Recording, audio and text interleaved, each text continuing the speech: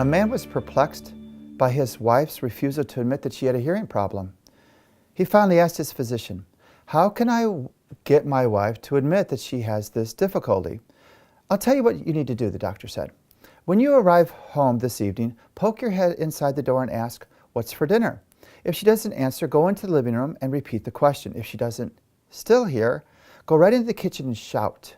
If she doesn't hear that, speak it right into her ear and tell her what just transpired. That should convince her of her inability to hear." "Great!"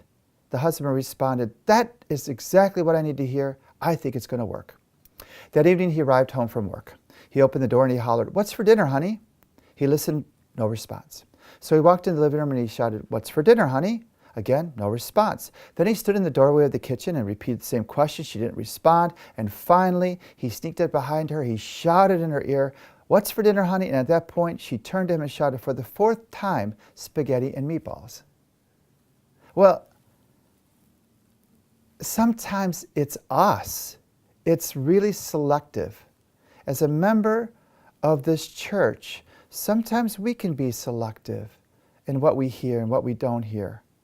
But we're more apt to be conscious of the sins of someone else than we're sometimes conscious of our own.